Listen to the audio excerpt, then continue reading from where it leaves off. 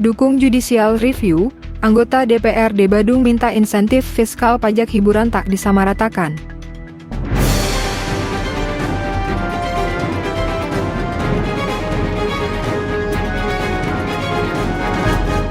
Anggota Komisi 3 DPRD Badung Nyoman Satria SOS, MSI, Kamis, 25 Januari 2024 mendukung kalangan wajib pajak atau WP khususnya di bidang hiburan untuk melakukan judicial review ke Mahkamah Konstitusi atau MK terhadap Undang-Undang Nomor 1 Tahun 2022 tentang hubungan keuangan pemerintah pusat dan daerah terutama di Pasal 58 yang menetapkan besaran pajak hiburan 40 hingga 75%. Berikutnya kepada pemerintah pusat, Nyoman Satria memberikan masukan agar undang-undang ini segera direvisi dengan cara mengeluarkan peraturan pemerintah pengganti undang-undang atau Perpu atau dengan yang lainnya. Kami memberikan masukan himbauan kepada pemerintah pusat kalau bisa dilakukan revisi undang-undang mungkin dengan cara Perpu atau seperti apa. Yang kedua, kami juga di daerah mengusulkan kepada teman-teman pariwisata yang bergerak di bidang pariwisata, khususnya di bidang hiburan, untuk mengajukan judicial review ke Mahkamah Konstitusi.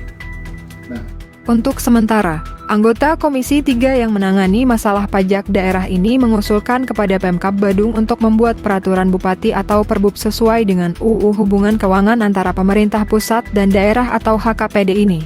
Ini sudah sesuai dan dituangkan dalam Pasal 101 tentang insentif fiskal.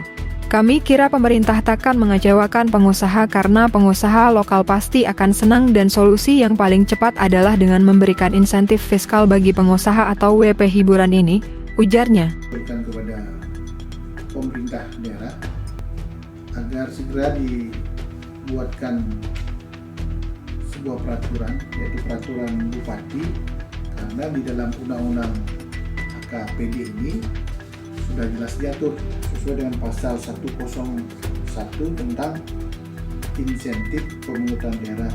Jadi gubernur, bupati, wali kota dapat memberikan insentif kepada pelaku usaha di daerahnya. Artinya para pengusaha hiburan ini diberikan insentif dan dituangkan di dalam peraturan bupati. Namun, peraih suara terbanyak pada pemilu legislatif 2019 tersebut menyarankan Pemkab Badung agar tidak menerapkan insentif fiskal ini secara sama rata kepada semua wajib pajak hiburan. Bagi wajib pajak hiburan yang memiliki klasifikasi tingkat tinggi atau high level, pengunjungnya juga high class, mungkin insentifnya hanya 15-20%. Dengan begitu, wajib pajak besar seperti ini kena pajak antara 20 hingga 25%. Di sisi lain, ada juga wajib pajak yang tempat hiburannya masih kembang kempis, pengunjungnya pas-pasan, tidak begitu high class. Mungkin bisa dikenakan insentif fiskalnya bisa 25% sehingga wajib pajak hiburan kategori ini membayar pajak 15%. Intinya, insentif fiskal ini tidak disamaratakan antara wajib pajak satu dan wajib pajak lainnya, tegasnya.